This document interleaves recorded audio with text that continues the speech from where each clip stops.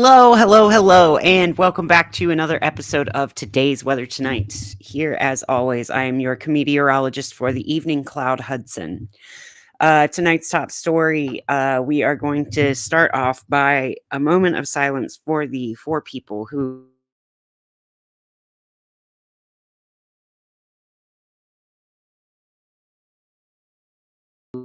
lose the severe tornado that swept through much of the downtown metro area.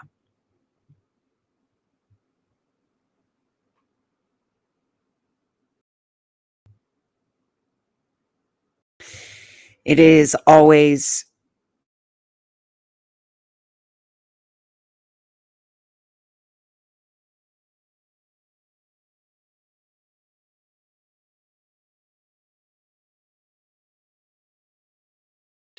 so it is responsibility of meteorologists to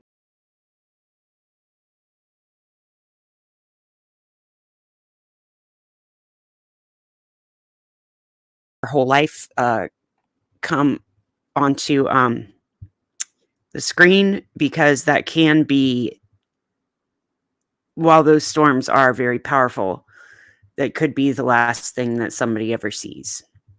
So be very respectful and honor the memory of people who did not make it through these storms last night. Thankfully, there are a lot of search and rescue efforts underway. Many volunteers from around the United States have flocked to the Midwest to help with recovery efforts. There are many people working on the ground to make sure that everyone can survive.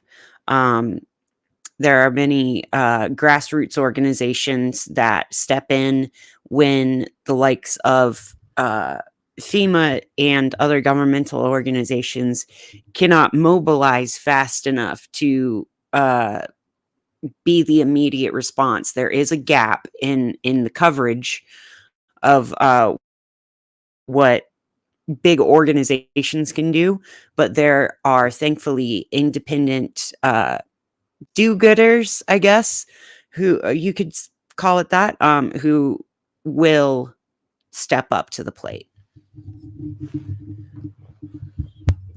I don't know if my if the video on my stream is buffering a whole lot, or it seems like it just didn't like it when I was holding the microphone in my hand, and now it's fine.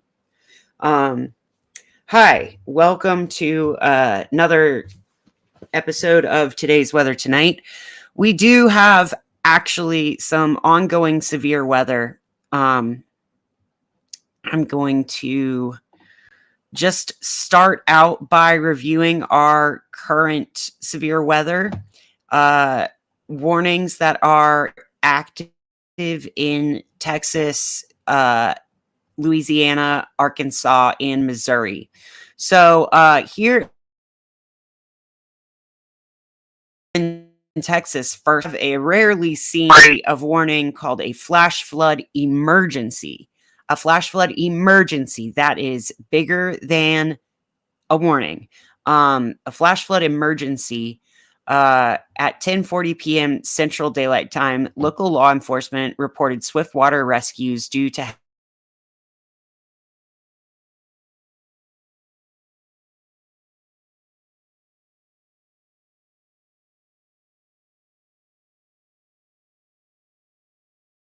flash.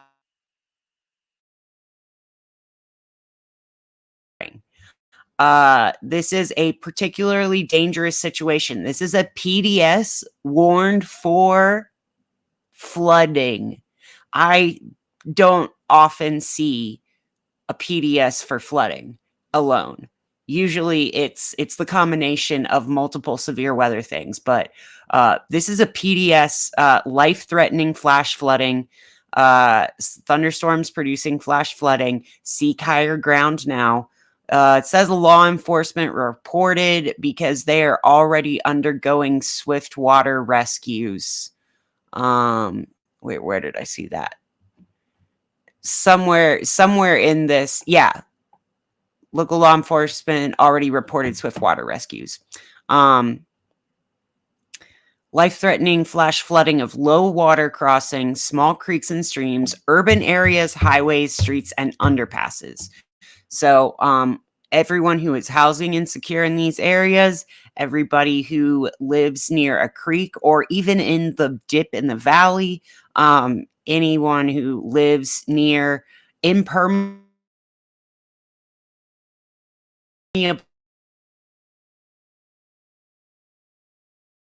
a lot.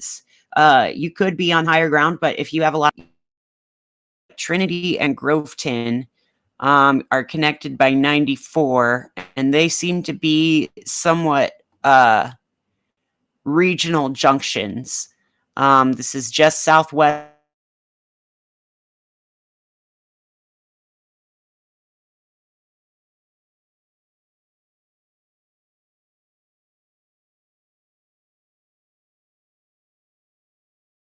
This is the area where we get into a lot of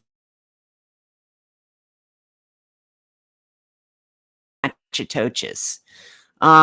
We do have a special weather statement from between those two. Wind gusts up to 50 miles per hour. Torrential rainfall is also occurring with these storms and may lead to localized flooding. Do not drive your vehicle through flooded roadways. So even though we are looking at less active tornadoes on the ground tonight, we are still seeing an immense amount of flooding.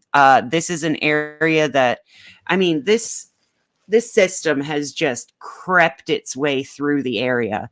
And as you see, there's another special weather statement expecting pea-sized hail and 50-mile-per-hour winds. And this is just the Shreveport reflectivity. Let's see. This look.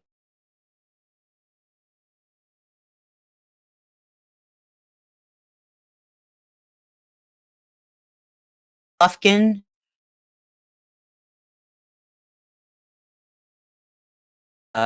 Southeastern Nacogdoches County in Texas, Central Angelina County in eastern Texas, and southwestern San Augustine County in eastern Texas until 11:15 Central Daylight Time. Severe storm system capable of producing a tornado.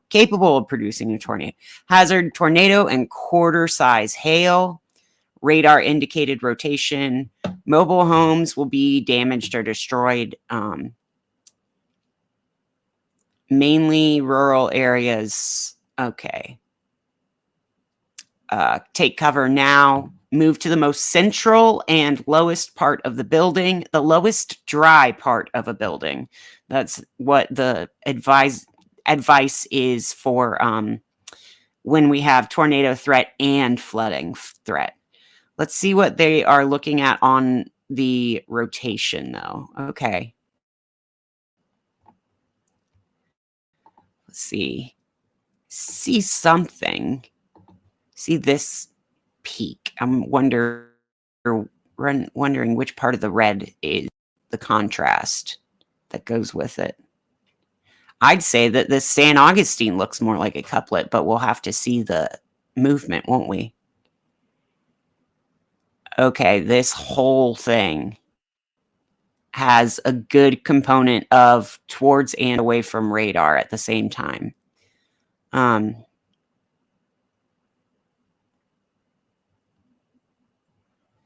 Let's see if this... Yeah, that gets it a lot better. Oh my goodness. Yeah, that is... Whew, buddy. Okay, and we just had another flash flood emergency issued in the same area, Trinity Groveton. Wow. That is a big, most likely rain wrapped. If there is a tornado in there, it is most likely rain wrapped. Let's take a look at that. Oh my God. yeah, that is just right in the middle of that squall line. That is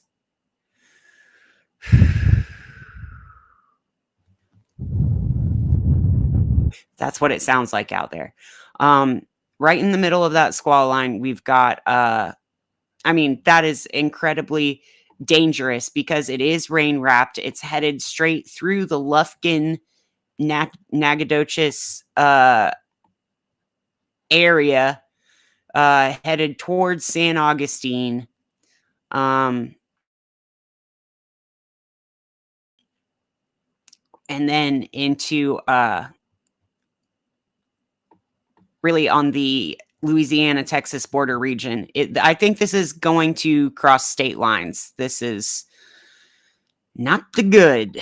Let's take a look at our correlation coefficient there. See if this has picked up a debris ball. See if we've got a drop in correlation. Looks like it's hard to tell with those rain-wrapped ones. Let's see if differential. No, specific differential. Yeah, wow, that really pops on specific differential.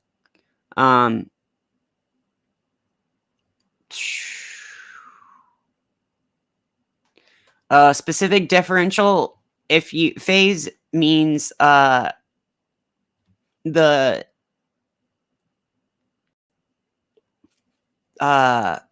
localized to each part of the cloud, what is the changiness with respect to the larger background changiness.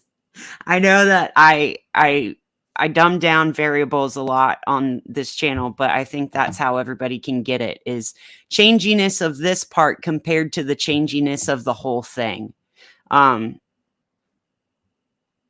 Differential being changiness in my vocabulary. Yeah, this is a larger flash flood emergency. Let's continue on looking at our composite radar so that we can get a bigger view of this. We are, yeah, I mean, all the way from College Station to Shreveport is in a flash flood warning. And I think that this flash flood warning is going to continue moving south and east as this storm is moving very slowly south and east. It is moving like parallel to the storm's axis itself, but it is, I mean, that's why there's such a severe flooding risk, is because this is dumping massive amounts of rain because it's moving in the same direction as its shape.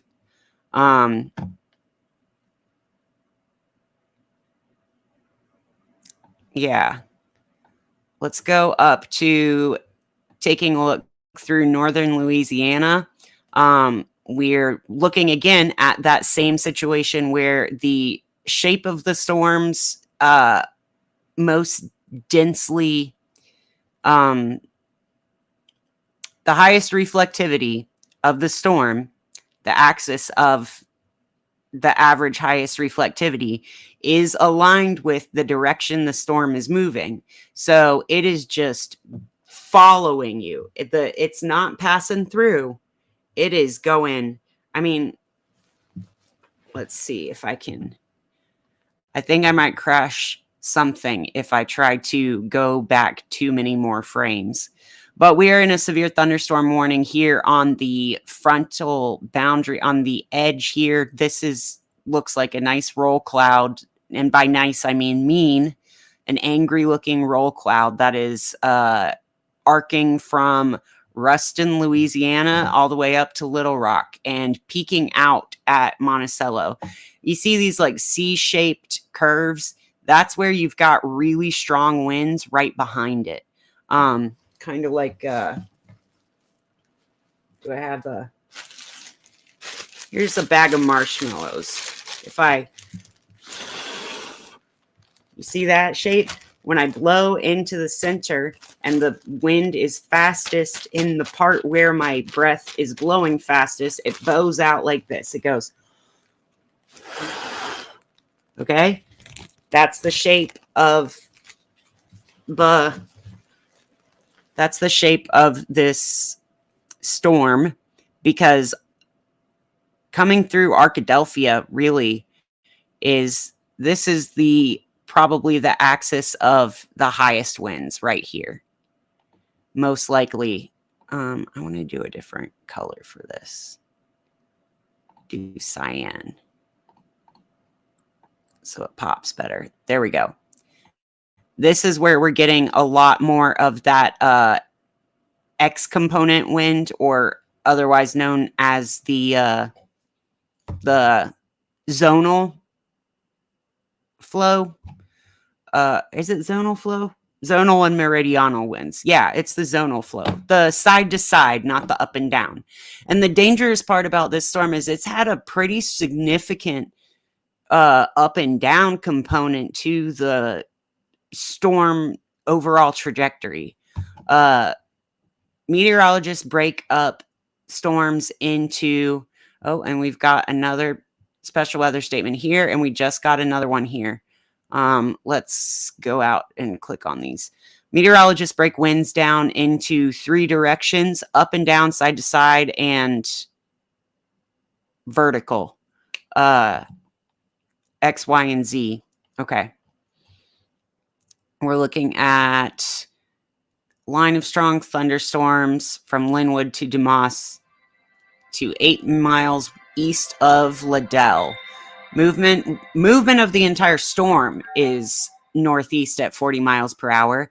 That means that winds will be in excess of 40 miles per hour. So what I was saying about there being 3 directions of wind that we measure,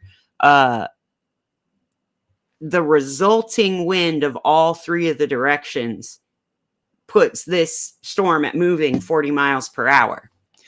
But that means that a wind component going in this direction and this direction and into and out of the page, all of those components together might be greater than 40 miles per hour, but when mixed with each other, the average resulting wind is going to be a little bit less, because you can have a higher wind in one direction and not get I'm not going to explain the whole thing, because I think I'm confusing myself with what I've already said and what I haven't said. Let's look at our special weather statements. Yeah, that's another one, up to 40 miles per hour. And this is east of Oklahoma City in Shawnee, where we already had a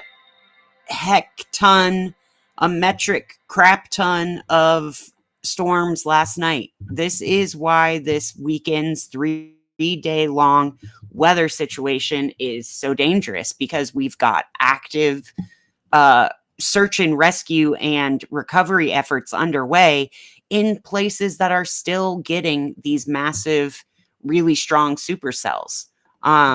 Like, I know that between Stillwater and Tulsa, there was a tornado near Stillwater yesterday. There was a tornado near Broken Arrow. There was a massive one that moved from Okmulgee to Muskogee. There was Holdenville, right? Seminole and Holdenville were 2 areas that got hit really hard yesterday. And it looks like this has a southeastern component to the wind. It is moving towards those areas that got hit yesterday. And where's Sulphur is around here somewhere. This is Sulphur here near the Chickasha Nation and Ada. And that is an area where there was a, man, this is just, this entire downtown area has been demolished. And so did the camping ground here.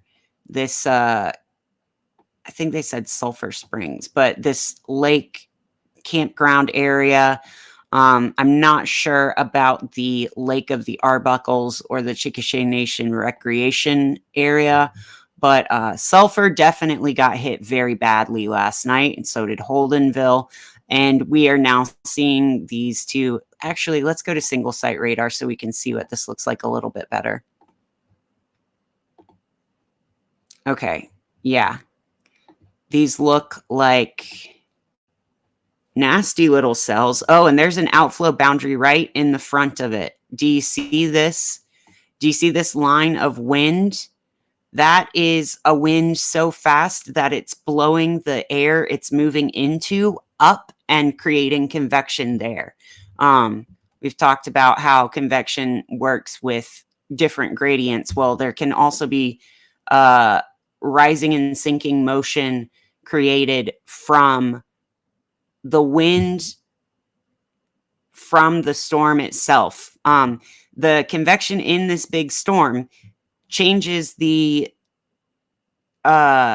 temperature and energy content of the air so that it sinks. Like once it gets up there and puts out all of its effort into creating this hail or this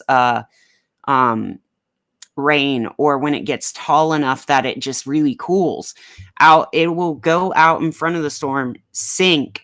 There's an exit zone in these cells, and that creates a boundary out front of it that will really like blow the man down.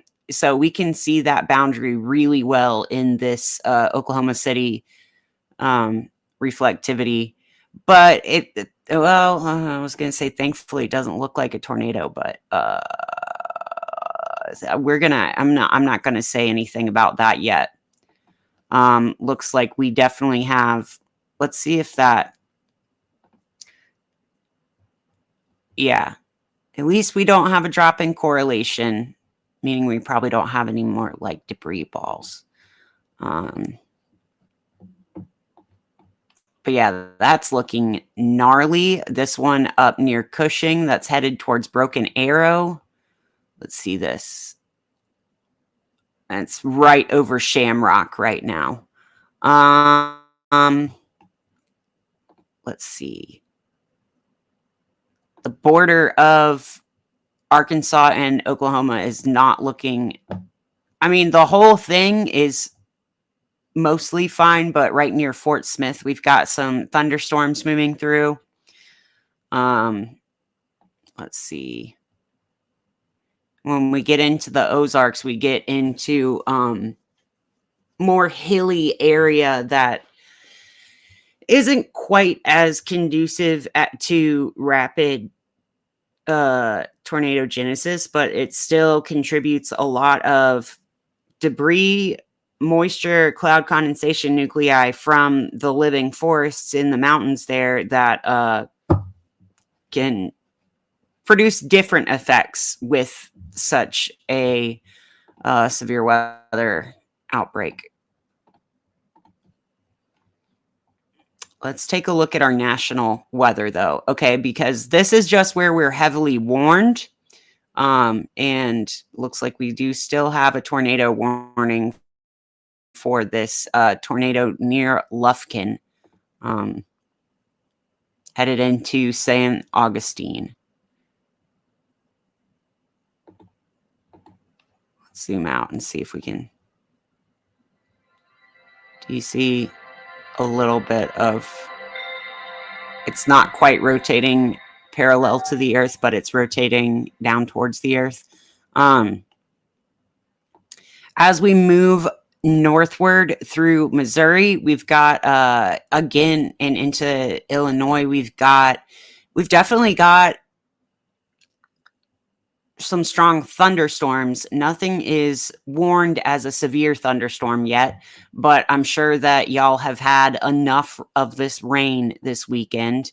Finally, our wishbone nexus point, our center of circulation, our low pressure center, is right over Sioux City, Iowa.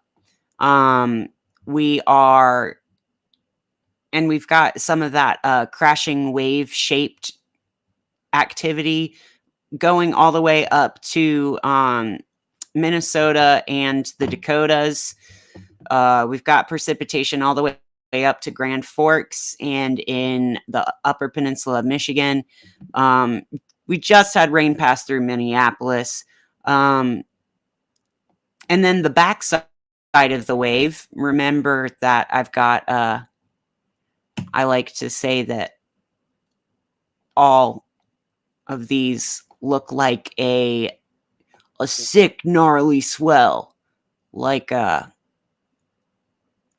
crashing wave in the ocean. And just like the crashing wave in the ocean, if you were under a wave in the ocean, you would feel the pull of the wave going in this direction.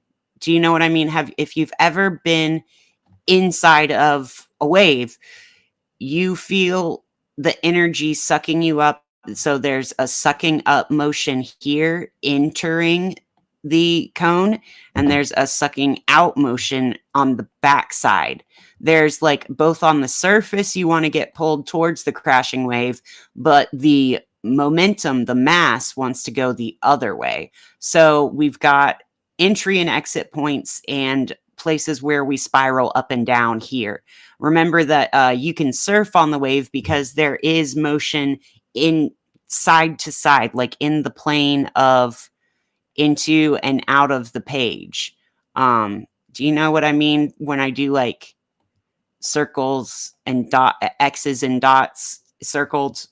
Those are into and out of the page motion. So in the like sinking and rising motion, basically.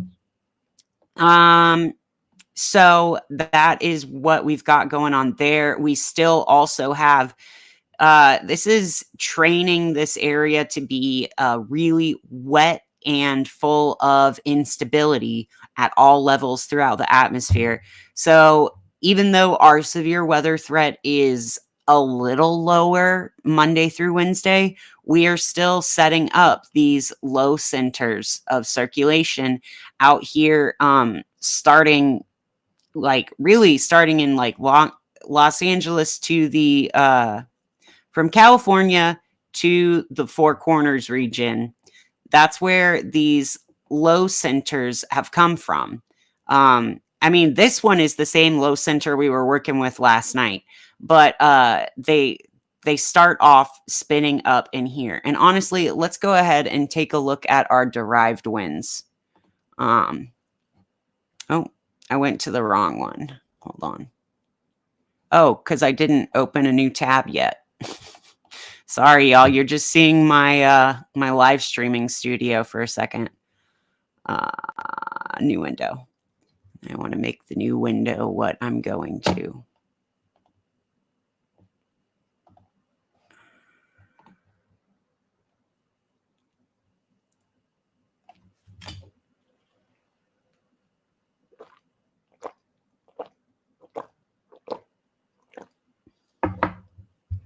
Okay.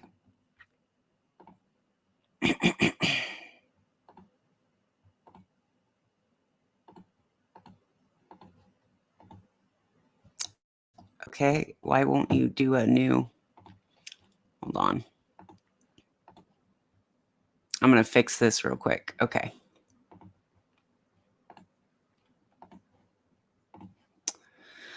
Alrighty then. Okay, there we go. Now I'll show it on stream. Well, I'll fix it first. I'll go to where I want to go and then I'll show y'all. We're going to look at goes.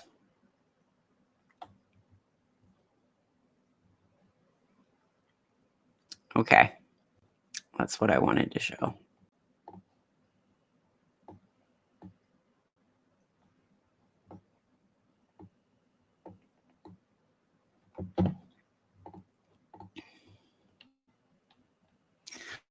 All right, so you see our severe weather outbreak right here. That really happened just a few hundred miles west yesterday, and the center of circulation was a little bit more southwest of where it is now. This is dragging this whole QLCS up through the we're getting into the Mississippi Valley region with tonight's storm, and you can see clearly this this wave shape that I'm always talking about in the derived winds here on the upper level. And then on the lower level, we're starting to see some convergence, or not convergence, some alignment of the lower level winds and upper level winds.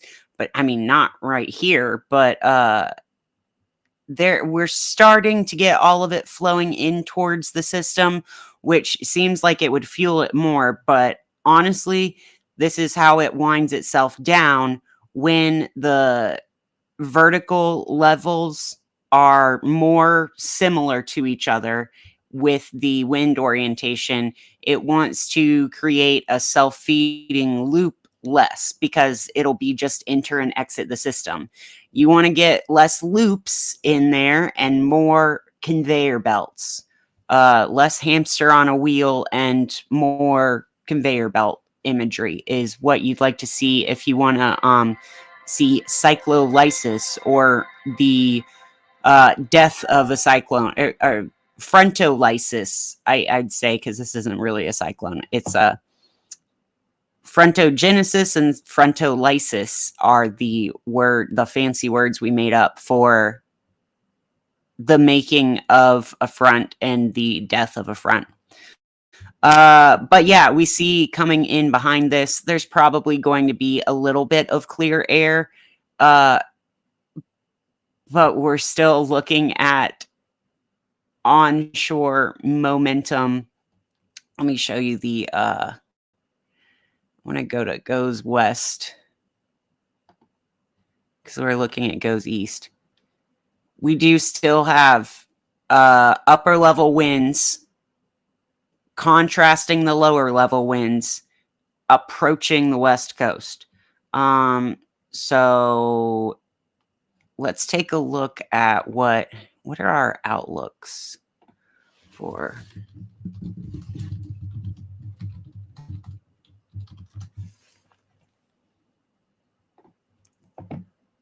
I know I'm not a forecaster, but yeah, okay. Our day one outlook, we're still looking at a lot of enhanced slight marginal risk for severe thunderstorms here. We're at a 5% increased chance of tornadoes in the area that we're seeing right now. We're at a huge risk of wind and hail. Let's see. And then if we look at the population centers included in these, we've got several. I mean, really, we're looking at Houston is the one that's closest to these enhanced risk areas right now.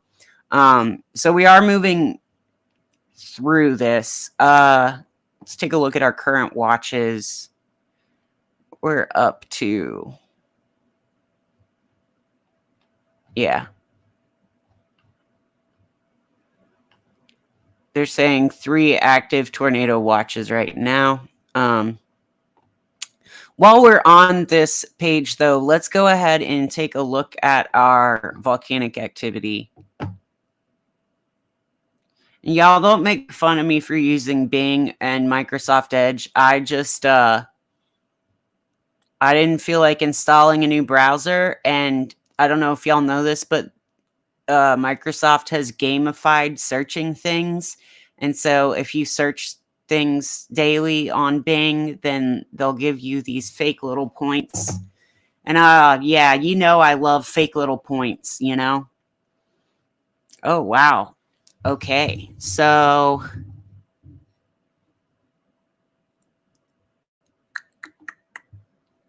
let's see what this means. That's not what I wanted. Go back. Okay. Seismograph showing the increase of seismic activity beneath the Caron Dome region. I think that is associated with, Kamchatka Peninsula. Let's see. An elevated seismic activity began on April 24th. Current conditions in the Shivalik region are experiencing severe weather characterized by strong winds and heavy snowfall. The entire area is obscured by thick clouds. So kind of hard to see what's going on there, but it looks like from the seismograph that there is an increase in activity. In Poas, Costa Rica, we've got minor volcanic activity, volcanic ash emissions. Sangay, we've got no volcanic ash emissions observed. Reventador, minor volcanic ash emissions, although they are very tall into the atmosphere when there are some. Sporadic puffs from Sabancaya and Puejecorancaya in central Chile and Argentina. We've got the alert status for the volcanic complex has been elevated to yellow on April 26th due to increased ground deformation. Based on analysis of radar satellite images using INSAR technology, an active inflation zone has been identified since 2012. Its maximum deformation is approximately 6 kilometers west-northeast of the emission center linked to the 2011 eruption. Vertical rise rates have increased during the initial months of this year, peaking at an average of 2.4 centimeters per month, the highest recorded rates since monitoring began. The accumulated vertical displacement is now at 42 centimeters. So when we talk about inflation on the Reykjanes Peninsula, that happens other places. We're currently experiencing an inflationary event in Chile and Argentina. The ground is swelling. So y'all, I hope that we're all getting the concept that the Earth doesn't just move from earthquakes, but the Earth can rise and sink without there being massive earthquakes associated with it. It breathes. The living Earth breathes. I mean, it might only be 42 centimeters throughout the entire recorded history, but it does breathe. Since mid-2020, there's been a rise in high-magnitude volcanotectonic and hybrid seismic activity, primarily linked to a surface source near the 2011 eruption center. However, the seismic activity related to internal fluid movement with the volcano remains low. Simultaneously, gas emissions and surface areas registering temperatures close to 90 degrees Celsius have been observed in the vicinity of the emission point. These phenomena are likely associated with the presence of a shallow magmatic body left over from the previous eruption. So we're seeing farts and fevers. This volcano is seeing farts and fevers right now. Let's take a look at. We're continuing to see that explosive activity from Shivaluk. We're continuing to see explosive activity from Mount Ibu. And then we went over some of these last night, but ground report of eruption at Lewatobi. Tofua volcano in the Tonga Islands is erupting. We've got a new eruption commenced at the volcano's caldera. And that's related to a strong thermal anomaly from the northernmost cone, Lofia.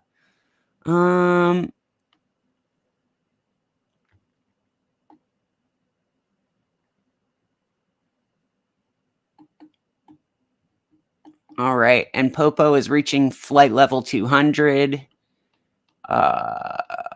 Let's see. Large volcanic ash emissions from Reventador. All right, so let's take a look at our earthquakes now.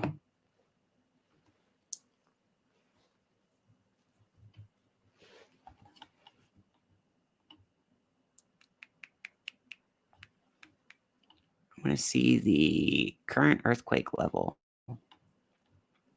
All right. So yesterday we had some increase. 2 days ago was a pretty big increase in activity. Man, let's see.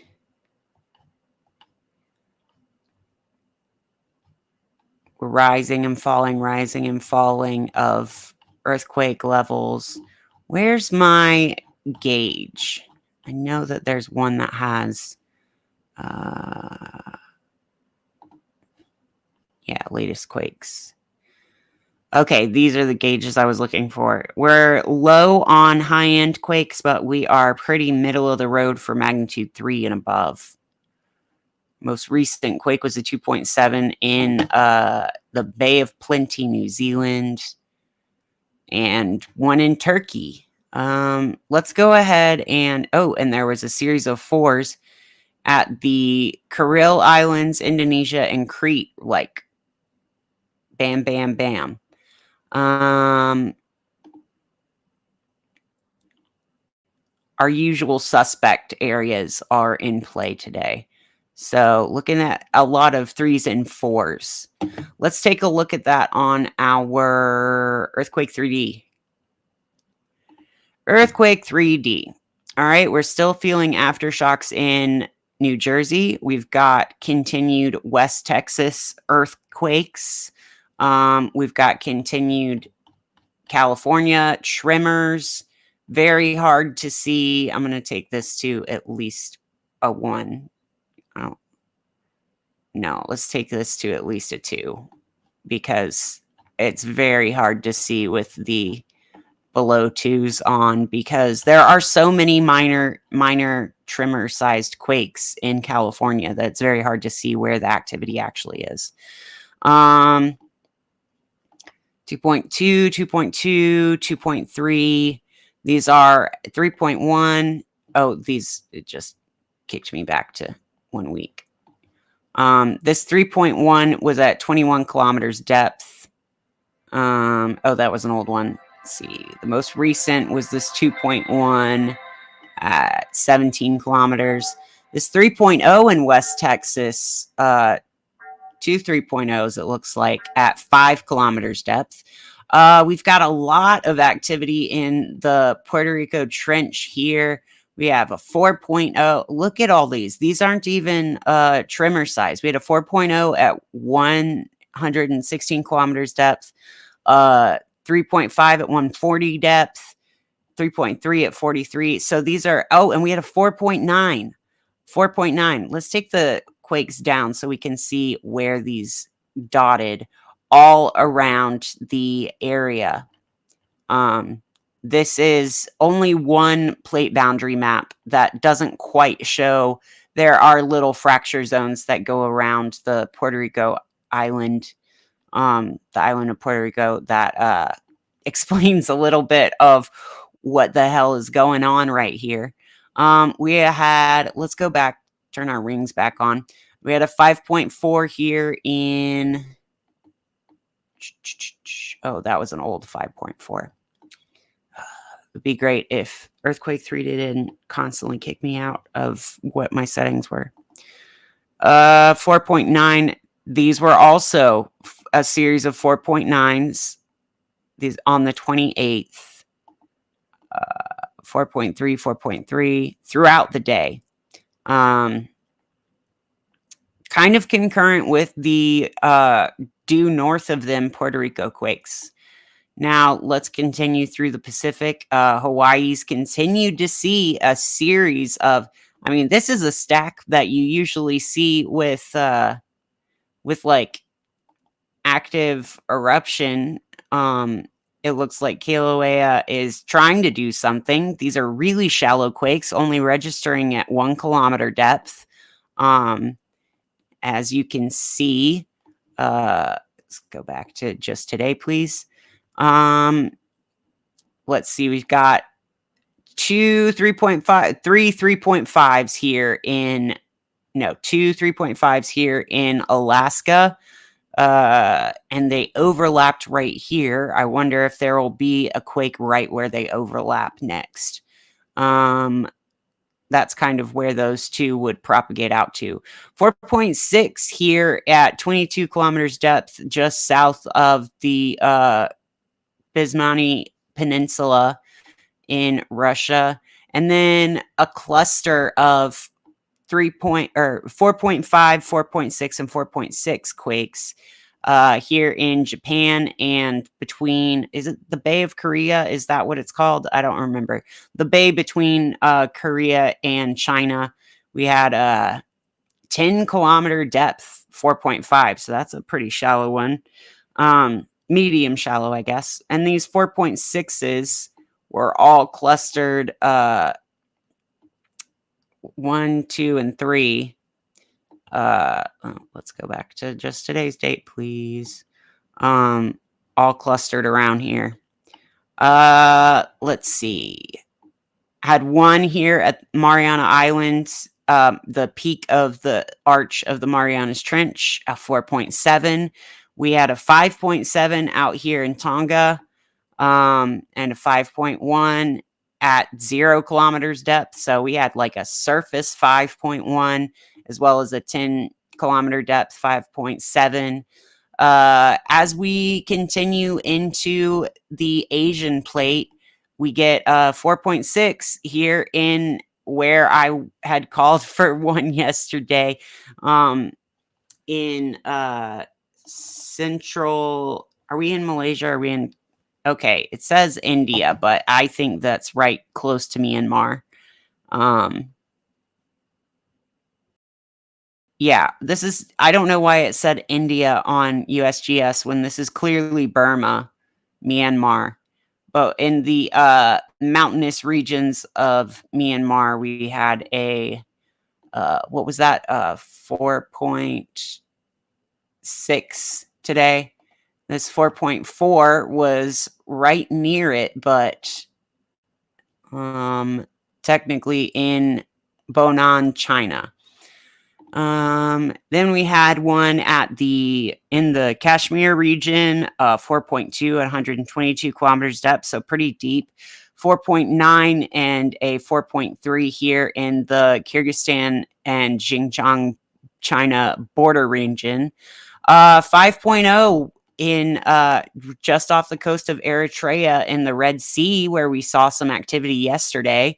A 4.4 here at the Horn of Africa, right off the, let's see, is this Yemen? Right off the coast of Oman, sorry. Right off the coast of Oman. Then we saw a little cluster of quakes here in Greece and Turkey. Can you see there's a little stack of 3 earthquakes here, and then a 4.0 here in Greece. Yeah. Or here in Turkey. There were a few in Greece and a few in Turkey. Oh, and let's go back. Yes, thank you. Let's go back to the right date, please. Okay. And of course, another triple point earthquake, a 4.6 at Lajes de Flores in Portugal. Technically, I guess these islands are owned by Portugal or something, but it's really the triple point conjunction of the Eurasian plate, the African plate, and the North American plate. So that's a popular spreading area. Let's see. Did we have any South? No, we didn't have any South Ocean or Northern Ocean quakes today. Let's go now to, let's check in on our radar again, see what our current alerts look like. Got still one active tornado warning. Oh, that's a different one.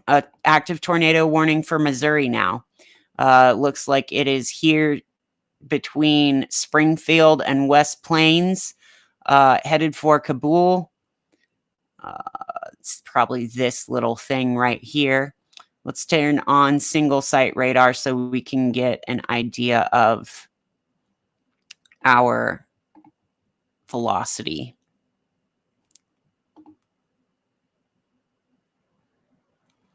Ooh, buddy. Yeah, I mean, that couplet looked stronger at first, but oh no, it had okay, the warning just expired. Warning just expired, and that makes sense because I was going to say it looked stronger back here, but now it has turned back into probably all the energy going back into the cell itself. So that is good. That is fortunate. Um, yeah. Let's see. Oh, and this little stretch near Iola, Kansas looks terrible. It's just cropping up to be something gnarly. Let's go back to our composite radar. Yeah. From Kansas City to Iola, we're looking at one weird skinny little thing. Uh line of thunderstorms right behind the main squall line. Uh, I mean, we do have a severe thunderstorm warning for that area that just produced a tornado, so it is still a storm capable of producing a tornado. Okay, and this little cell out here east of Oklahoma City is headed right for Seminole, the place that got hit really hard yesterday. Headed right for Holdenville, a place where another large tornado touched down yesterday. Uh, let's see. Thankfully, it looks like sulfur is out of the woods, but these are still areas of Oklahoma that got hit really hard the past 2 days. So whatever rain falls on this is falling on broken buildings, and already flooded soils and roads and stuff. So that is not great. There's not much place for the water to go. We are getting bit of this is like some chill rain. This is some chill rain up here, but getting less chill into the vibes of this storm are ominous and a little less chill. And then when we get down into Arkansas, Louisiana, Texas, the Arklatex region, we're looking at storms that have absolutely no chill whatsoever. They may produce ice balls, hail, but they have no chill. We got hail up to wind up to 70 miles per hour and hail up to 1 inch. They don't often warn for for wind up to 70 mile per hour gusts. That's pretty rare. Remain alert for tornado possible. They're in both a severe thunderstorm warning, flash flood warning, and a tornado watch in this area. And we just got a new severe thunderstorm warning in that area. We've also got a special weather statement active. Gusty winds up to 50 miles per hour. If outdoors, seek shelter. This Trinity Groveton area is still getting rain, and it doesn't look like it'll stop because you remember like last night I was talking about spawn points, like where our cells really ramp up. And by ramp up, I mean like they're a skateboarder catching air, that they not just that they increase, but that they actually get the lift needed to cause some instability and convection. The spawn point here is I'd say around Houston. Spawn point is west of Houston near Weimar and Columbus. And that spawn point is leading through Nacogdoches and San Augustine counties up into northern Louisiana and southern Arkansas. Let's see.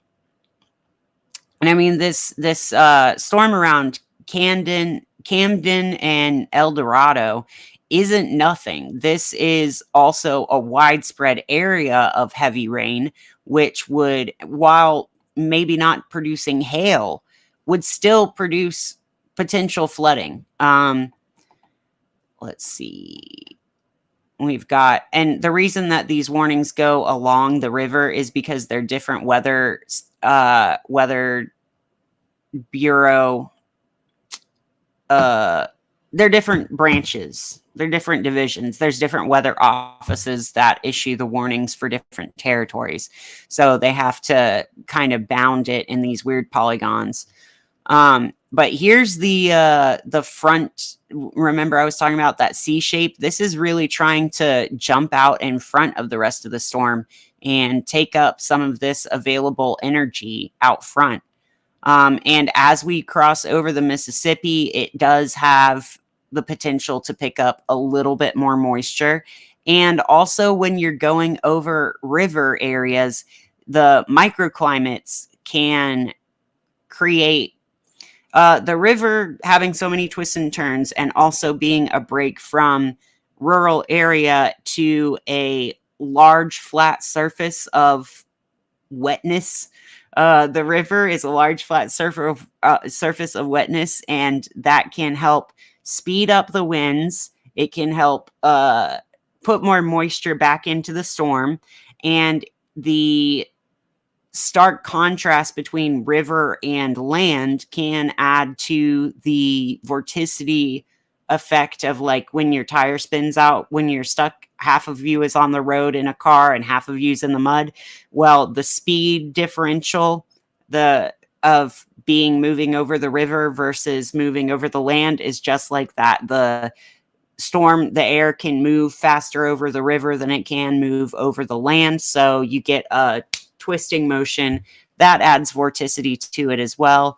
So as we move this storm into Mississippi tonight, we might see a real shakeup of what the shape of the storm looks like.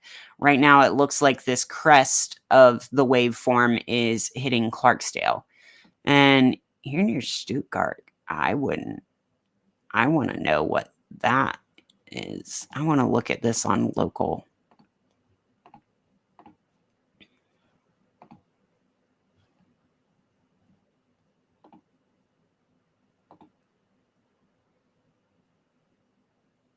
Because if there's an inflow notch that forms here, this could produce a tornado.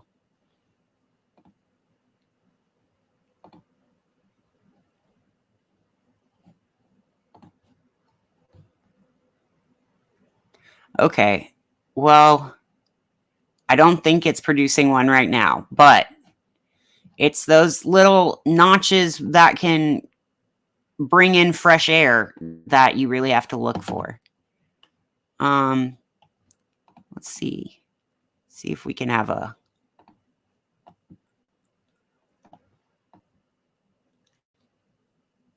Yeah.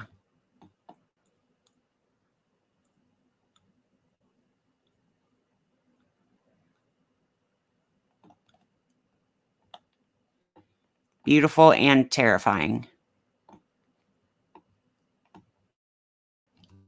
I like to watch it in 3D, even though this isn't necessarily analog for cloud height. This is using the reflectivity, like the shininess. Reflectivity just means shininess. It's using the shininess to show you where the storms are probably having the biggest rain, and that usually goes with having a larger area to convect in, more areas for the overturning of the rain droplets to run into each other and aggregate and become larger. Also, you can have larger storms when the background electrical field is when is it lower or higher? I want to say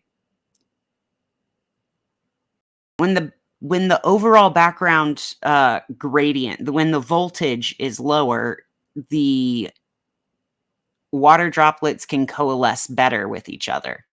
But usually air is a good electrical insulator, and it will keep stuff from sticking together too good. But in the middle of a highly convective thunderstorm, there is so much electrical activity getting stirred up from the polar water molecules moving, creating their own fields and also discharges of lightning and stuff, that there's less of a big hurdle for the raindrops to get over electrically in order to stick together. So they can create bigger raindrops. That's why when you see higher reflectivity values, you usually see increased lightning, because that's where the gap is easier to spark through. Does that make sense? It's easier to spark through that gap. And easier to spark through the gap means that also the thing that keeps water droplets from sticking to each other is lower. Let's see. We're still in a flash flood emergency between Trinity and Groveton, and all in that area near southwest of Lufkin and northeast of Huntsville, Texas. College Station is also now under a flash flood warning that looks pretty accurate and nasty. Let's see. Let's zoom out and see how this thing is moving. Yeah, we are still moving in some real meridional, aka north to south motion. And since it's such a north to south shaped storm system, that spells flooding. That spells severe weather and flooding. So, I don't want to dwell on this too much, but I am going to leave it in the corner here. I'm going to leave, yeah, I think this area up, and go to take a look at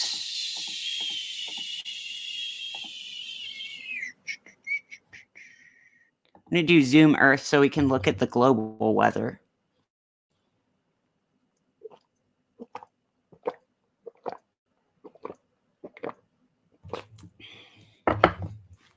Make sure you're hydrating right now, y'all. I'm going to get to the Schumann resonances next, but we had a very large increase in Schumann resonance activity this weekend. So make sure that your bodies, as your bodies are electrical units, make sure that your body can conduct electricity better by drinking a lot of water. It also helps your cells repair, helps speed along osmosis, and there's just, I mean, I don't have to tell you why drinking water is good for you, but especially when there's a lot of geomagnetic storms and ion precipitation events, you definitely want to be drinking a lot of water. Okay, so this area where we had a little cluster of earthquakes is also undergoing a moderate rainstorm. China is getting rain and still some light snow in the, as we get closer to the Gobi Desert and regions. We have snow up here in the Xinjiang region. We've got, let's see, Kyrgyzstan isn't technically getting snow, but there is some extreme. Okay, this is what they were talking about in the volcano update about the Kamchatka Peninsula. It is, there's been quite a bit of snow and rain spreading throughout the region, so it's kind of hard to visually monitor the volcanic activity, though they have been seeing some thermal anomalies, which means probably a little eruption brewing there.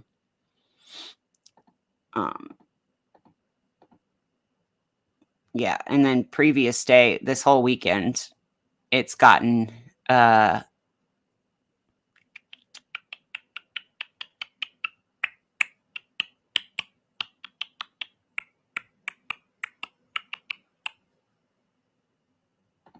reset to now.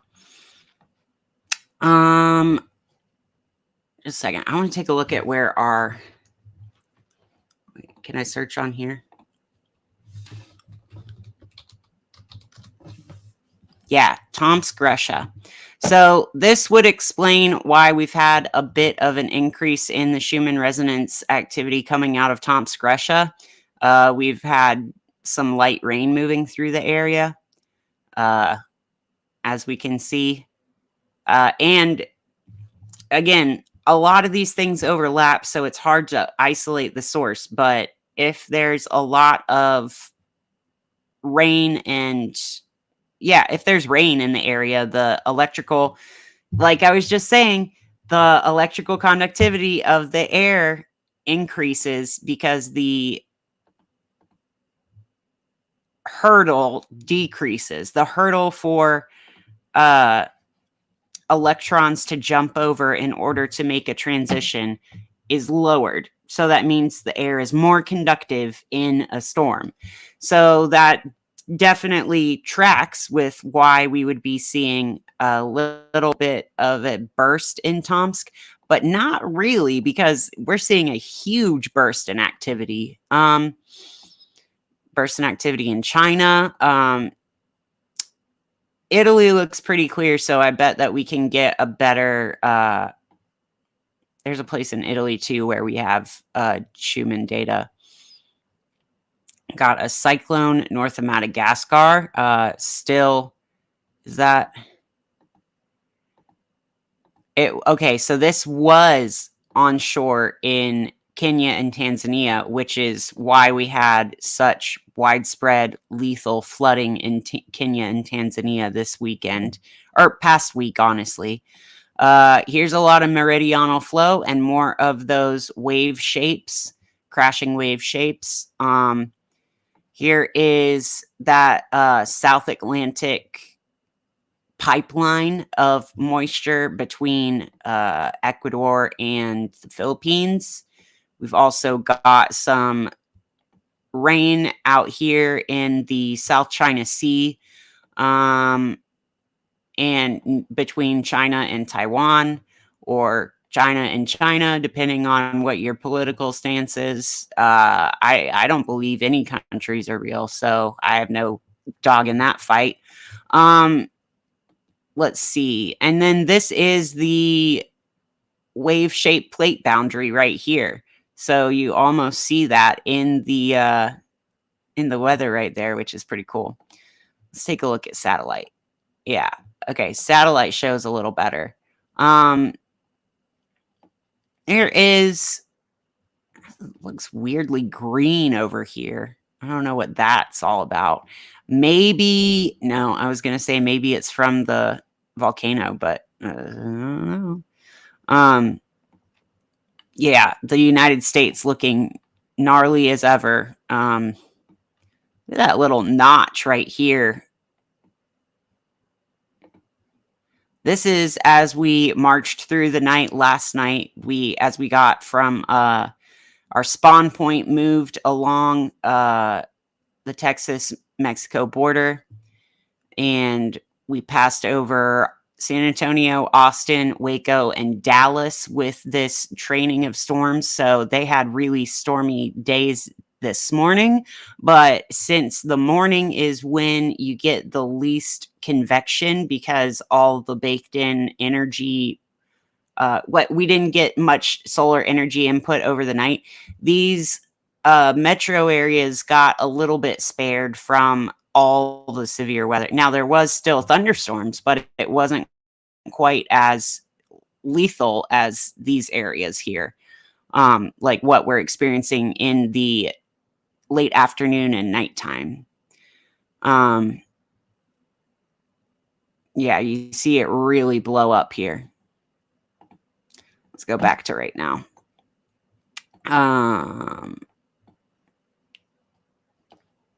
Let's see. Next, let's go ahead and look at that Schumann resonance data I keep talking about.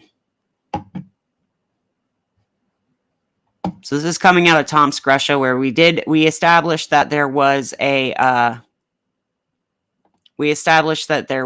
a little bit of rain moving through the area last night. So we'll have to look at the frequencies and amplitudes to see if this was a Schumann, or if this was a real ionosphere related thing or mostly a weather related thing. though, this kind of whiteout condition, some of these peaks would definitely indicate. I mean, it's hard to say that weather means that Schumann resonance data isn't a cosmic thing, because the Schumann resonances are always a measure of the exchange happening, the electrical exchange happening between the ionosphere and the surface of the air,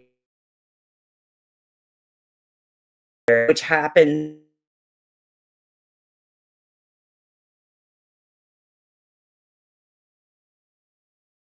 in the bottom of the atmosphere. These wavelengths.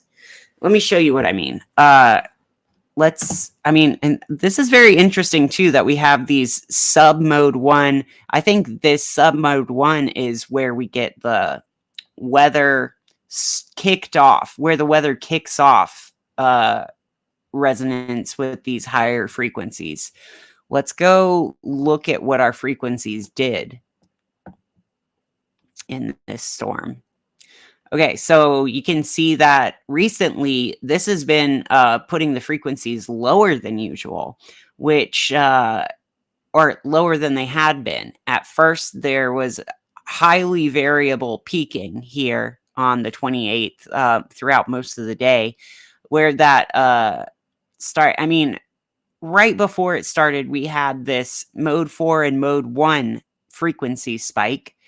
And we were a little variable but steady between then. And then when we started to ramp up that sonogram power level, we see a high variability. We see a spike in frequency and then a really low dip in frequency. And we have seen that a couple times and now landed around that lower frequency, which to me says, my personal opinion, this seems driven by weather, atmospheric weather. But again, I'm not saying that atmospheric weather negates the impact of Schumann resonances on the body or the mind. I think that this is just, it's not a global power update so much as our amplitudes seem to tell that story. Our amplitudes certainly show that right before our frequencies dropped, we had a big power increase. And remember that lower frequencies can carry more of one type of power. Higher frequencies carry a different type of power, but lower frequencies are also very high times. Really interesting. So those were happening around 8 and 14. 8, the one that went all the way to the bottom. So the ones that are complete white vertical stripes, those look like real power bursts, like real power exchanges between the ionosphere and the boundary layer. But the in-between high frequency looks like something that is a little bit more driven by the terrestrial atmospheric weather. Okay. Let's go. Do you guys hear me differently if I point it here or here? I have a pickup pattern. I have a cardioid curve pickup pattern on this, but I always wonder, like, what would it be like? Oh yeah, I don't like that on a complete circle pickup pattern. I don't like that. That's not my favorite. Let's see. What about for a duo? This is what it's like. Okay, this is what it would be like if it was two people talking at a table. I wouldn't want to do that. And then if we overlap them, there's a little bit more. It's really, I don't know. I think I like the cardioid pickup better. This one. Yeah, because you get, but I mean, This one points a little bit better. Points a little bit better towards my mouth. I don't know. Yeah, I don't like that. Yeah, I like this one. Okay. Let's go to our solar weather now. Solar weather. All right, and we are picking back up with our coronal mass ejections. We had like 6 of them today. Let's see. They're at some pretty steep angles. See what some of these look like.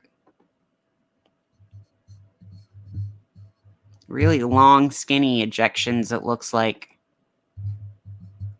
Yeah. Oh, this one looks like a higher angular width. Let's see.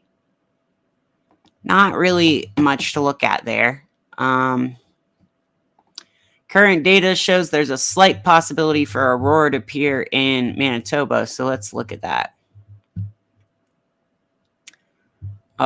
Solar wind speed looks nice and high.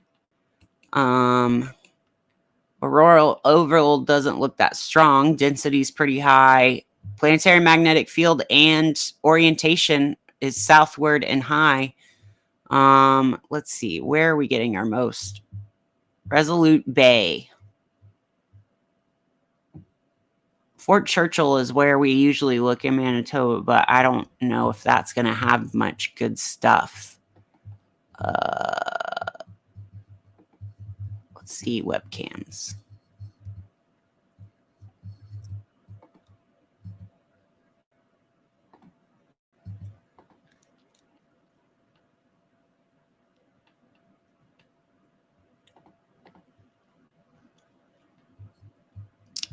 Let's see if our Churchill cam will show us anything today.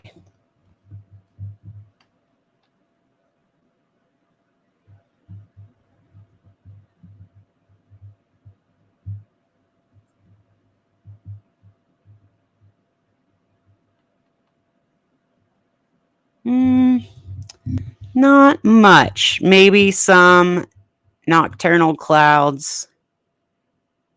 Maybe a little bit of illumination, but not looking like we saw much there. And we've only been at night for a little bit. Yeah, that looks like city glow reflecting on the clouds.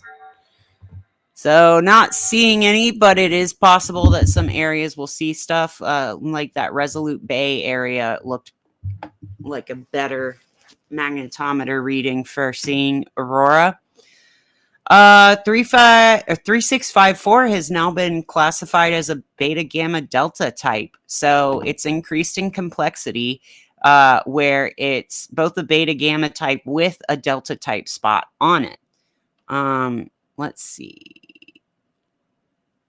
So we can see, I think this might be our beta gamma and this is the delta. No, I don't really know. But you can see a lot of complexity in here. You can see the flaring up, the real convective system look to that.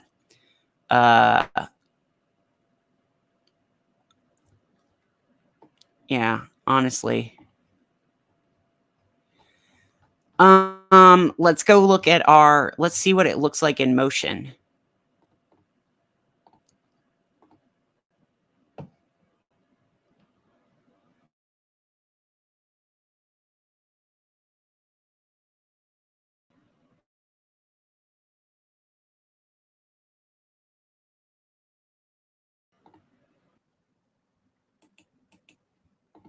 See what it looks like in motion.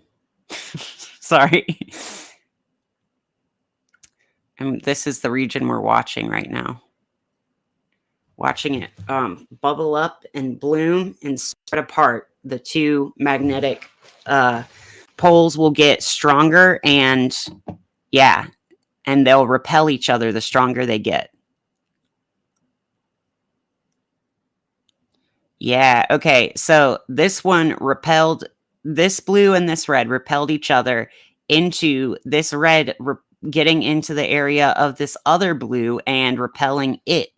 So that is a fun view. Let's see what that looks like.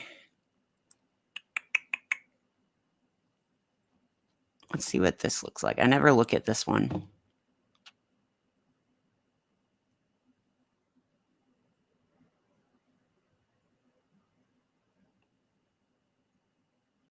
Oh, that's a beautiful exchange. There's a flare.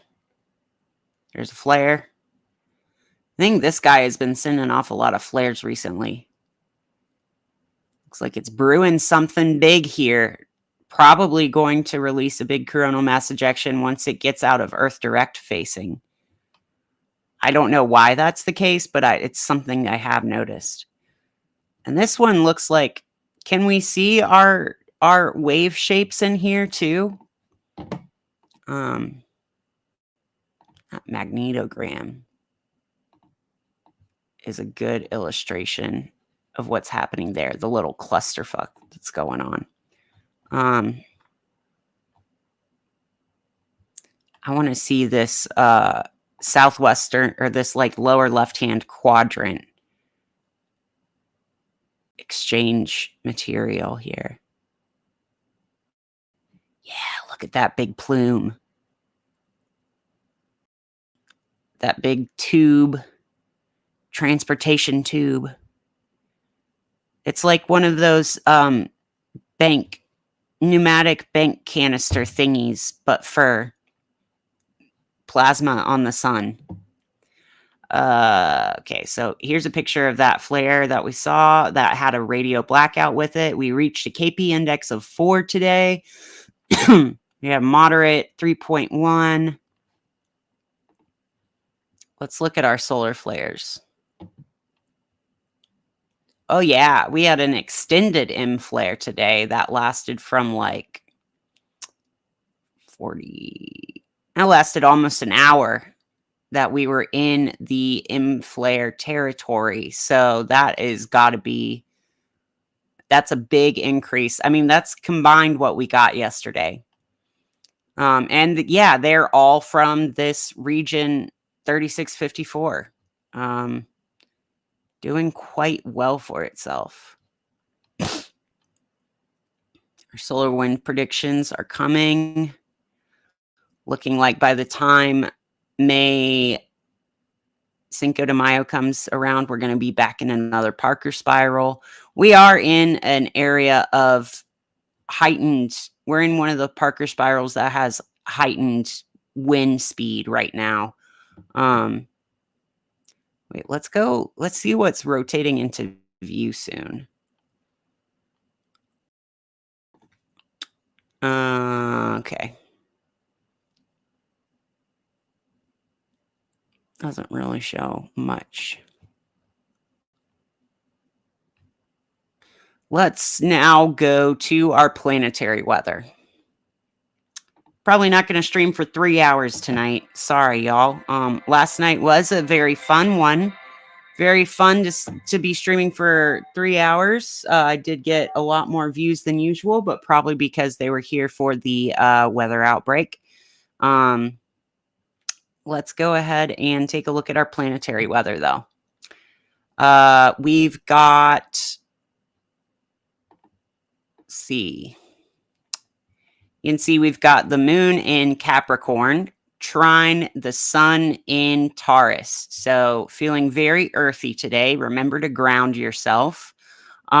We have the exact conjunction of Neptune and Mars here in Pisces at 28 degree of Pisces. And we looked up the degree interpretation for that last night. That is semi-sextile to Venus and Aries. Venus is in the anaretic degree of Aries. Anaretic means the last degree of the sign. It's the culmination, the end point, the most challenging point. that means that I have my Saturn in Aquarius at the anaretic degree. So technically, Venus is sextiling my Saturn right now, and that might be why so many people saw my stream last night. A whole whopping 150 people. Actually, it's probably more like 200 now, but I don't know. It's pretty wild to see astrology play out where I always interpret Aquarius as weather related stuff and Saturn in Aquarius as extreme weather. And to see Venus in Aries, another merging of hot, fiery extremes with cold, wet, sweet extremes of Venus. That to me says a high gradient, high differential, high lamination. Yeah, that makes a lot of sense that my stream did well last night. Let's see. We've got Black Moon Lilith trine Jupiter in Taurus and also trine within 1 degree orb Uranus in Taurus. Uranus in Taurus. That is Black Moon Lilith trine Jupiter is probably inflating a lot of material opportunities to look at our shadow side, to really look within and see what the positives of our worst aspects can be. I like to think of this as having some Mary Magdalene type archetypes. The Black Moon Lilith, even though, I mean, she's Lilith, and Lilith is a different thing, but like where you might suffer because you refuse to get pushed around, or where you might be able to grow because you look at what specific suffering manifests. Let's see. And that Black Moon Lilith is right across from Mars conjunct Neptune in Pisces. So if that is telling you any flavor of this Mars Neptune conjunction, it's a time where if good things happen, you're probably going to be like otherworldly level future visions and acting on them. But if anything else happens, it's probably there's a good deal of deception that can happen. The actions that are taken right now could be misleading, or somebody is being duplicitous.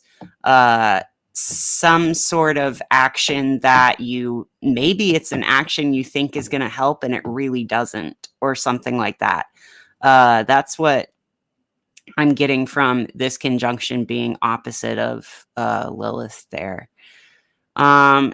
And let's remember that Chiron is in Aries right now. So our wounded healer is experiencing a lot of egoic stuff, self-identity kind of thing. Not egoic in the Leo way, but egoic in the individuation and being different from the collective kind of way.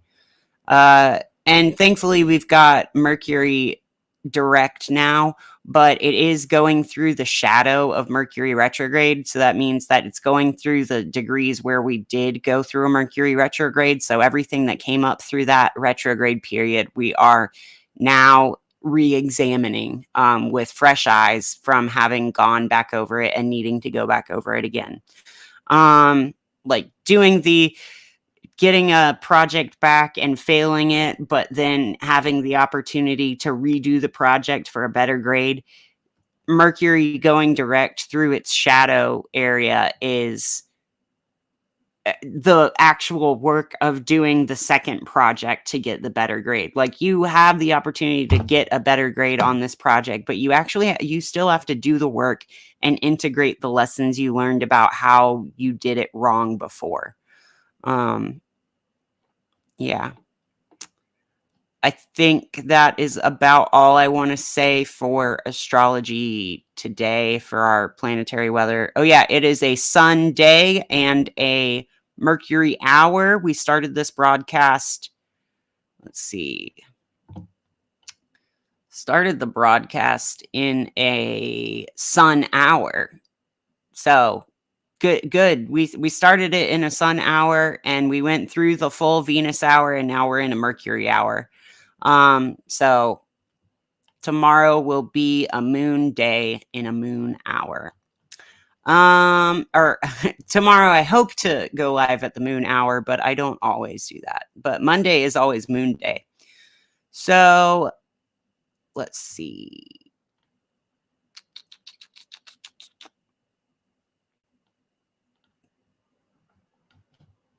I don't know why this doesn't do, I don't know. Let's go ahead and I'm going to go back to our radar Omega one more time. Because now we've got a flood warning and a severe thunderstorm warning here in Missouri.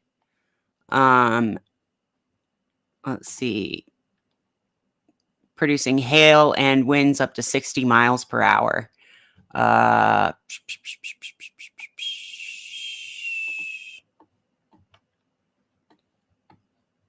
right, and we just had a new severe weather statement issued. Gusty winds up to 50 miles per hour could knock down tree limbs and blow around unsecured objects. That's for northern Louisiana, so very similar to what we experienced yesterday, but in a different spot. But thankfully, doesn't look like we are being quite as tornadic today. By we, I mean this storm. You can almost see the inflow. Remember I talked about how we get some, we get that maritime air, warm maritime air flowing in this way, and we get that jet stream continental air blowing in over the mountains in Mexico this way. So we're getting two converging, uplifting, contrasting types of air. The more contrast you have, the more severe the weather's going to be, because there's such a big difference that the mixture of the difference is going to take more work put into the system. I feel like I want to make some graphics to be able to pull out. Yeah, I would really like to make some weather graphics explaining the different, like some diagrams of the storms, so that I could whip those out when I'm explaining different stuff. Let's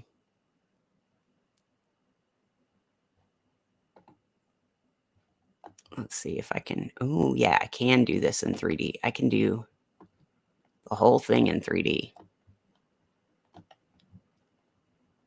So there's our 1, 2 streaks. So the most severe one is the one out here. The medium severity is here, and the least severity, but still a rainstorm, is up here.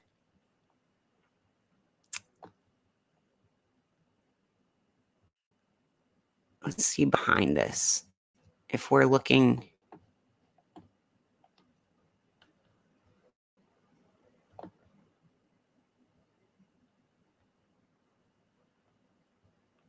kind of wish it didn't have borders on with this, but oh well. Yeah, still looking at a ton of flooding throughout this area. I mean, we are getting some more east to west propagation, some more eastward propagation, but I mean, that is during a time when we've got a new eastward component to the shape of the storm. And there's a new severe thunderstorm warning here.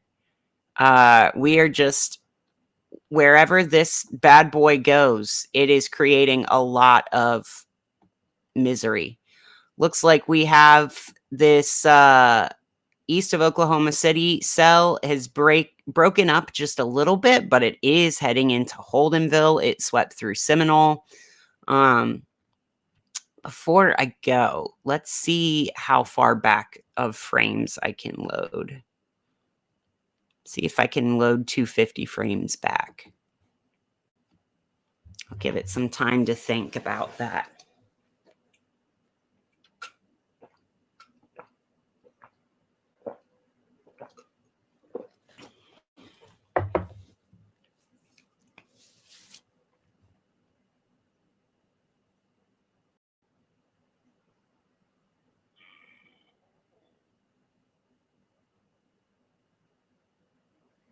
All right, we can see it. So as the center of the low moves from back here in Nebraska towards being in Iowa, you see the architecture slightly change shape down here. So this is moving through the evening hours today. It's just dragging its feet, making its way out of Texas. The spawn point is now pretty close to Houston, but it started out the day. Well, I mean, it started out the evening near Austin and Kylene.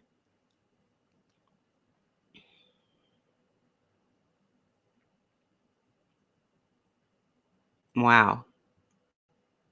I mean, and then this looks like it's got its own, the C-shaped bowing out looked like it wanted to spin up into its own little center of circulation, but it hasn't quite done that.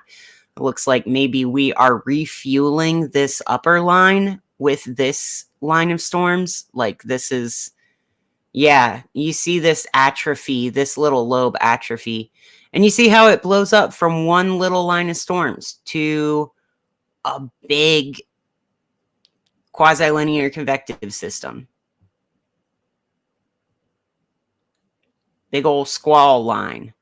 And you can see in the you can see the ballooning out of the actual cloud this would be in from looking at the non-precipitative level of reflectivity, the gray here on the edge. This is usually hydrometeors. Hydrometeors is a way to say raindrops that are not raindrops yet, but are too small to fall. This is the edges of the cloud that aren't raining because they need to run into each other a little more to be able to precipitate downwards. And a new special weather statement. Special weather statement says wind gusts 40 to 50 miles an hour. I mean, it is gorgeous to see this propagate, but let's see if I've got...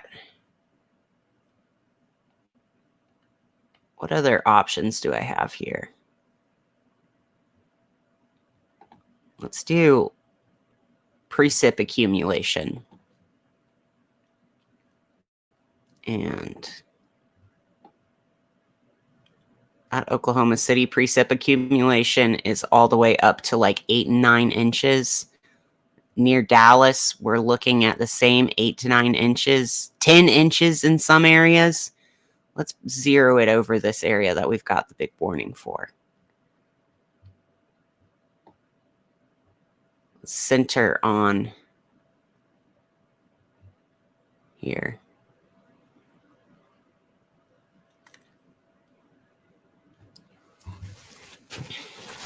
Takes a little longer to load the 250 frames. But so this isn't reflectivity. This is showing 72 hour precipitation accumulation. So this morning, or okay, through the 19th, 20th, 21st, we're marching our way through this week.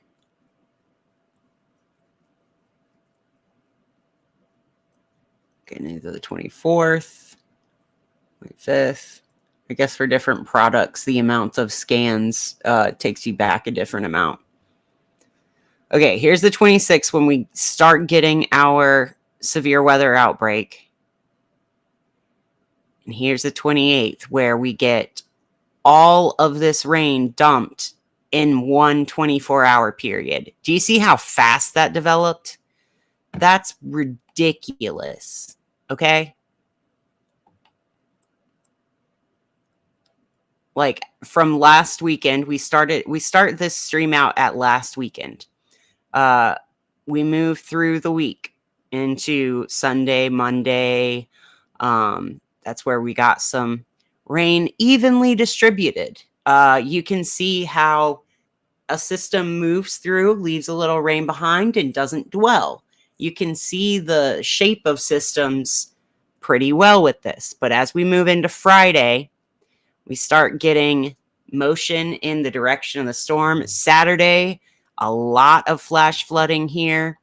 A lot of flash flooding here on the 12 inches, 12 and a half inches. You serious? That is bonkers. Oh, let's take a look at, I'm going to leave this on radar. And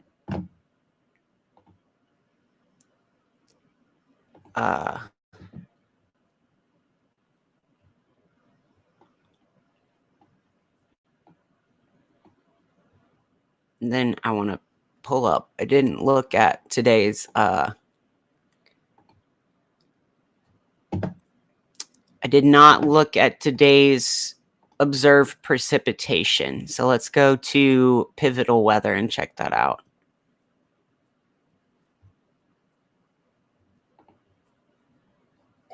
"24-hour observed precipitation." I'm sorry, I don't mean to laugh, but oh my God. We're up to like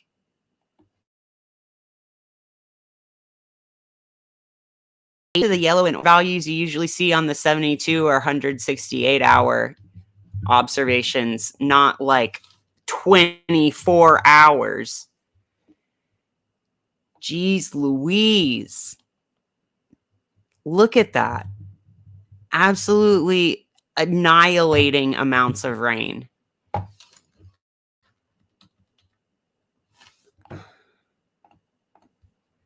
Let's go to 72 hour. Okay. Over the past 3 days, we are into the 10 and 15 inches of rain territory on the Missouri-Kansas border. That is wildly. That is wild. How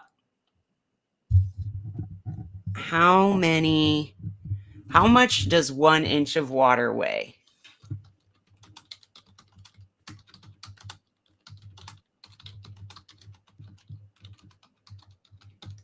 If a cubic meter of water is 1,000 kilograms, then an inch of water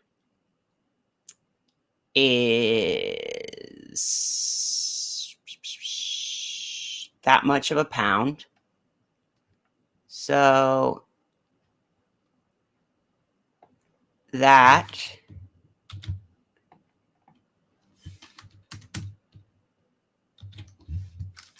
times 15.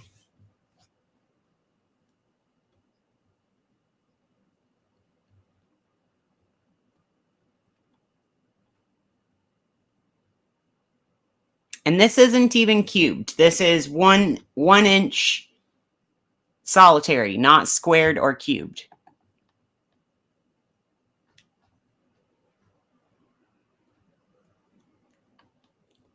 Hello.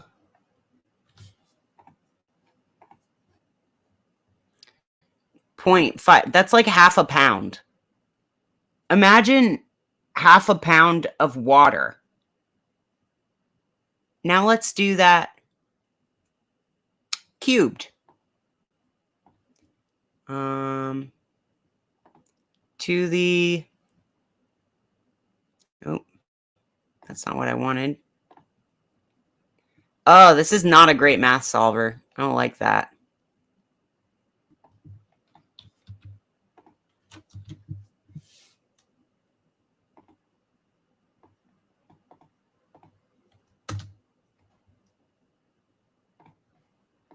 I hate this.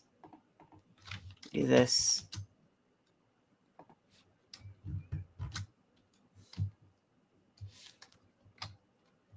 I should just have a calculator out. Oh, wait, I have a calculator. Guys, do you like this cute little calculator? I do.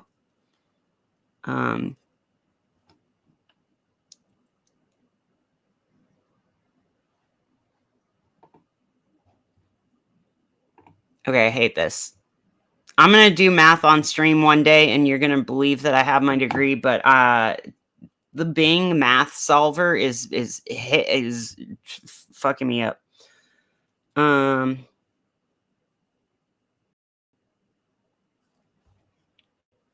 That's a lot of weight in water. That's a lot of weight of water, is what I'm trying to say. The reason I was busting out the math is because I was trying to say that is a lot of weight in water. I'm going to do some math by the next show. Calculate how many pounds of water have been dumped over here. That's ridiculous. Recharging the aquifers, I guess. Okay. Let's go. Let's just wrap this up here. This is already like a 2-hour stream. I don't need to be streaming for 2 hours. I'm going to close Radar Omega, though, so it can maybe let my computer breathe a little better. We're going to pull a tarot card today.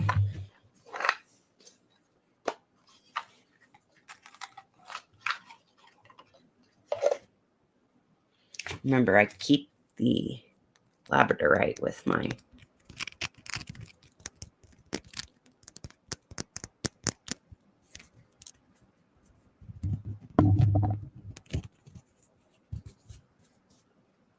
It's this beautiful little piece.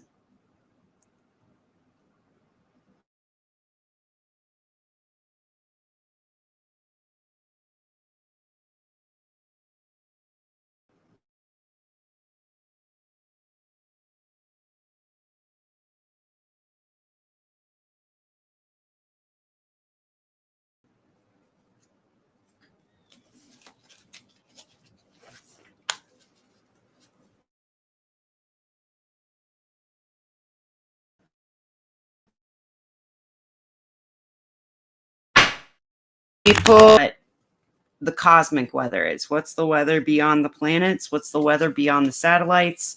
What's the weather beyond any space probe currently out there? I'm relying upon the principles of chaos, universal alignment, and spooky action at a distance to use this card shuffling and feeling the vibe of which is the right card while I'm cutting through the deck to get a message from the universe. Ooh, there we go. King of Cups reversed.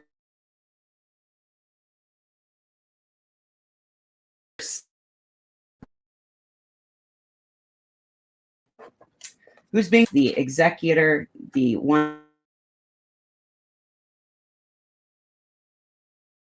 the king uses them. He's adrift in the sea. He's not necessarily with the boat.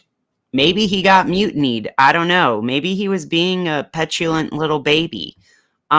Maybe the King of Cups has the most wisdom to say about how you can use your emotions and trauma to rule. But unlike the Emperor, he doesn't have an orb with him. He just has a cup. He is probably asking for a lot of emotional labor from people. He's probably calling in a lot of emotions. You see that even though he's a watery king, he does still have a lot of yellow, and yellow in the tarot card represents the masculine element, and blue is the feminine. So he's a very effeminate man that is perhaps turning inward with his emotions or weaponizing his inward emotions against those outwardly so that he can rule. Let me read a...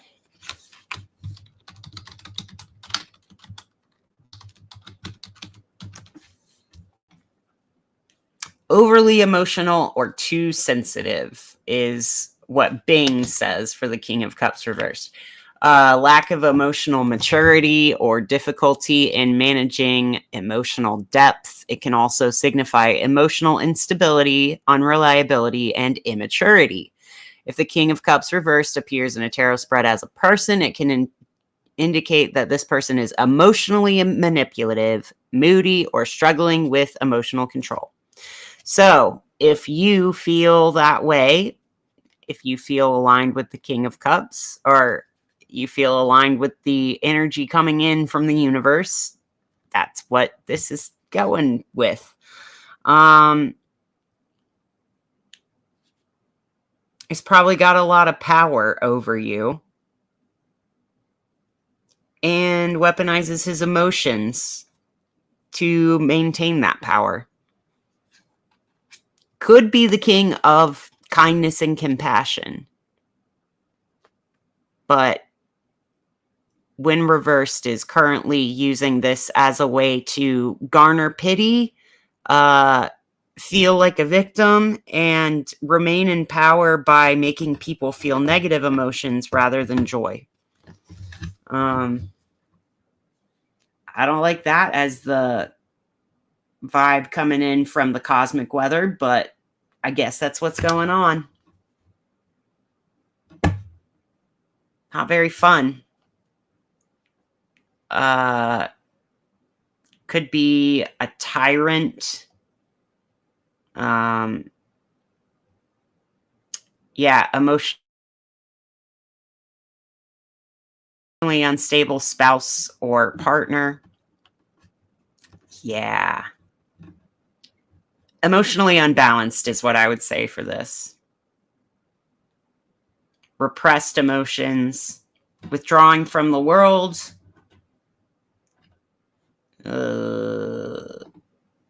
Yeah, Biddy Tarot says withdrawing from the world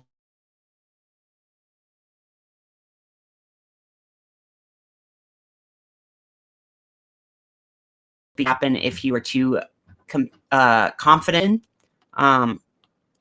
Withdrawing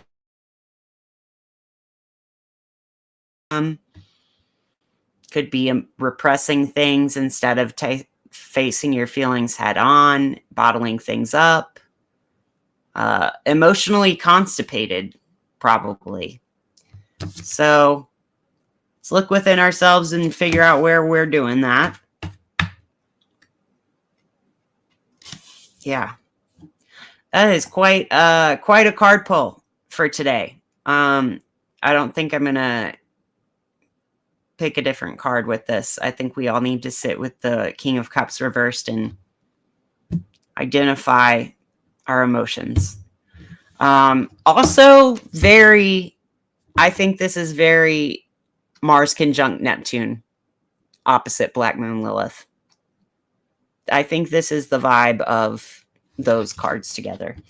King, Mars, Cups, he's adrift in the ocean, Neptune, repressed emotions, Black Moon Lilith, very much. All right, that's been another episode of Today's Weather Tonight. Thank you all for joining me. Don't forget to subscribe to Cloud Hudson on YouTube, or Whoa, It's Cloudy on Twitch. Or is it Cloud Hudson? I don't know. Thanks for watching Today's Weather Tonight. I love you all very much. Yeah, please identify your King of Cups tendencies and sit with them. Yeah. Also, if you're in Eastern Texas, in the Arklatex region, please keep an eye out on the weather radar because there is significant flooding everywhere. Also, the Schumann resonances are popping off, so don't worry if you feel a little run down or overexcitable, because that is par for the course with these energies. All right. I love you guys very much. Thank you for tuning in. Have a great evening. Bye.